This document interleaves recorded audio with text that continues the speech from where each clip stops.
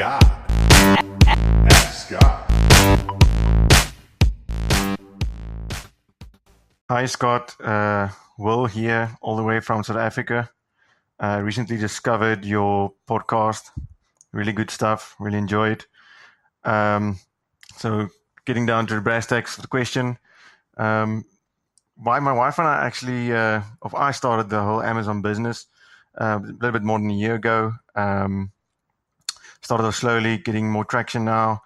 And now we're actually looking now for her to resign from her work. And actually, me and her will now go into business together with Amazon. So just like to hear a bit about your input on it, as you and your wife, I know, also start basically working together on this Amazon business, and just would like to hear some your input into this. Cool. Thanks. Hey, Will, thank you so much for the question. I saved this one to the end.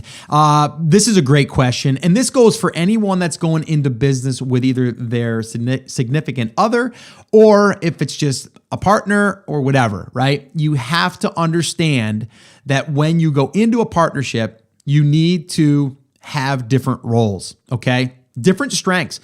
You're both not going to probably have the same strengths. At least that's not what I have with, my wife, who is my business partner in pretty much everything that we've ever done. She has her strengths, I have my strengths, and we've always kind of divvied it up, right? Like you take care of that, I'll take care of this. You're not going to come over here and start playing in my area, and I'm not going to go over there and start playing in your area. It just makes it really, really easy. I've also just myself personally, like I've kind of built my own little workstation, my own little area. So that's kind of where I do my thing, and she has her own thing. And sometimes, most of the time, we're really not doing it at the same time. A lot of times, like right now, like just take, for example, this right here, like I'm recording this, she's not in the room, I'm by myself, and I'm with you guys, right? So that's kind of like, it's a loud time for this, right? Following up with customers, like Amazon customers, like that's kind of like her thing. So in the morning, she kind of goes through and sees if there's anything that we have to acknowledge. Is there anything that we have to address? And then she may come to me with a problem that she might be not, know the answer to, and then I'll have to, kind of chime in there. But really, you have to figure out the roles, and I can't stress that enough. Even if you're just doing it with a partner, you have to know, like, are you going to be the one that does product research, and then do you hand it off once you find the product after you find the sourcer? Or is it you're going to take the, from product creation, as far as like, you're finding the product, then you're sourcing the product, and then the minute that you have some numbers back, then you hand it off? Because you have to have that in place. If you're both kind of dabbling in it, it makes it hard. Now, maybe both of you are going to say, you know what, we're going to both do product research, and then at the end of the week, we're going to come to the table and we're going to say, this is what we got this week. And then you're going to kind of look at the ones that make the most sense. Maybe that's your strategy. It just really depends. Going back to the photography days, again, my wife was really the creative. Like she was the one that knew how to take the pictures, as far as not just even technically, because technically she would admit it, she wasn't the technical side of things. She was more of the creative. So she learned the camera, right, of what she needed to know, but then it was more about the eye for the shot, right?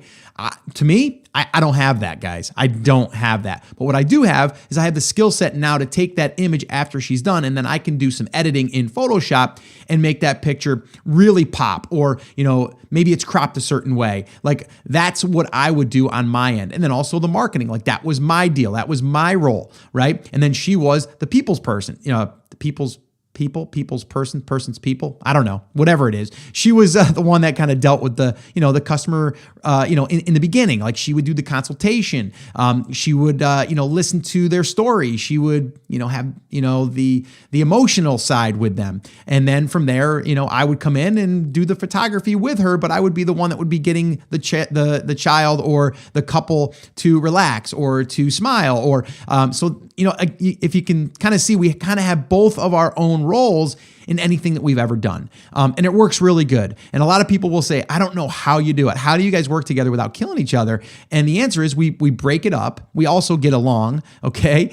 We actually been married for 22 years, so we kind of know, each other's strengths and weaknesses, and we're cool with that. And, it's a lot of give and take too. There's some things that you might not agree with the one thing, and the other thing, they might not agree with you, and there's a give and take. You have to figure out like what's most important, and then you focus on that. And if you both have a similar vision, it will work. But I will say, everyone is different. Sometimes you can't work with your significant other. Maybe you can't. And if you can't, maybe learn that out. Maybe do a test product and see how that works. Because it will be different. Right now, you're maybe doing part-time. When you're full-time, it's a lot of time during the day that you got to figure out like how to make that all work. All right. So that was a little bit of a caffeinated rant, I think, as someone had just said earlier in the show. But that is my thoughts and my feelings on that. I think it could be a really beautiful thing because you do get to spend time with each other. I mean, heck, we can say at 11 o'clock we want to just go take a quick walk together, and we can, and talk nothing about this, and maybe we'll just talk about the kids or whatever, right? So there's a lot of benefits for us. It's allowed us to be together for most of our marriage, right? I mean, a lot of times people are at work for 8-9 hours a day and they don't see their significant other, or maybe they're even flip-flopped on different times where the wife works during the day and the husband works at night, and then boom, you got like no time.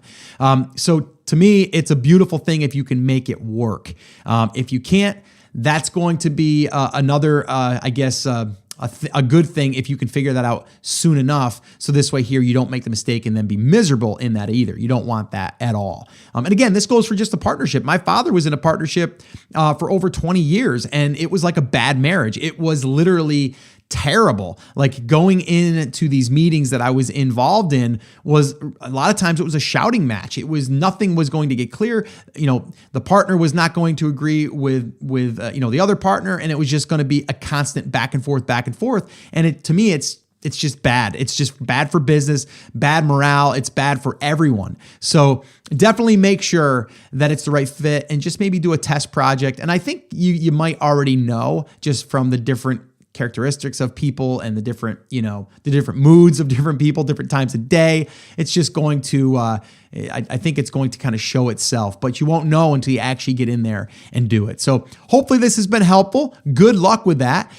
Well, hey there. Thank you so much for listening to that episode of Ask Scott. Now, that was just a highlight from one of our full episodes where I generally answer 3 to 4 questions on a podcast. If you want to go back and listen to all of the past archives of not just the Ask Scott session, but all of the full episodes where I do interviews with top Amazon sellers, people starting from scratch and building a business, if you want to listen to any of those episodes, head over to theamazingseller.com and you can find all of that over there. You can also find details there on how you can ask your own question and get it aired on an upcoming Ask Scott session, and possibly see it here on YouTube or just on the podcast. All right, so definitely head over to theamazingseller.com. There's tons of resources over there for you to be able to build your e-commerce and Amazon business, so definitely go check that out. Now, I just wanted to remind you one thing before I let you go. There's a lot of information out there, and some of it is really, really good. What I want you to remember is you have to not just consume the information, you have to actually apply that information.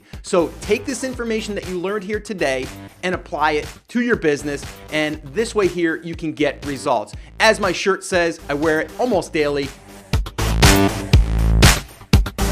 Take action. We'll see you guys.